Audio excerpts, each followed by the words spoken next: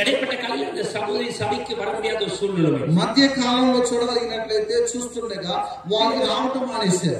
ஊழியக்காரர் ஒவ்வொரு நாளும் யோசிச்சார். ఓ సేవకుడు కాపరి వారి గురించి ఆలోచన పెరిగిపోయింది. இந்த நல்ல ஆலயத்துக்கு வரக்கூடியவர்களாச்சே, అయ్యో మీరు మంచిగా మందిరానికి వచ్చేవారైతే, పరిశుద్ధం செய்கிற ஒரு ஸ்திரீ ஆச்சே, ఓ అనేక పరిశుద్ధులు చేసేవారు కదా, అనేక ఆత్మలను கொண்டு வருவாங்களே, అనేక మంది ఆత్మల సంఘాన్ని నడిపించే వ్యక్తి కదా, సభకే வரல, ఎందుకు సంఘానికి రాలేదు? ஒரு நாள் சந்திக்கவே கார் எடுத்துட்டு போனாங்க. ఒకరోజు కారు తీసుకొని ఆ కుటుంబాన్ని దర్శించి విచారించడానికి వెళ్ళారు. அவரோட 2-3 விசுவாசிகள் கடந்து போக ஆரம்பித்தார். ఆ సేవకులు ఒకరు ఒంటరిగా వెళ్ళాక తనతో కూడా ఒక విశ్వాసులు కూడా వెంట పెట్టుకుని వెళ్ళారు.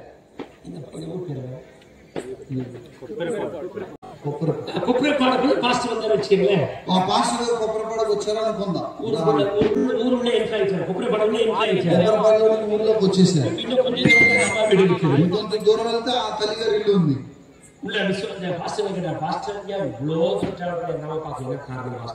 అడుగుతున్నారు, ఊళ్ళో పాస్టర్ గారు ఇంత దూరం ప్రయాణం చేసి ఆ సహోదరుని చూడటానికి ఎందుకు వచ్చారు?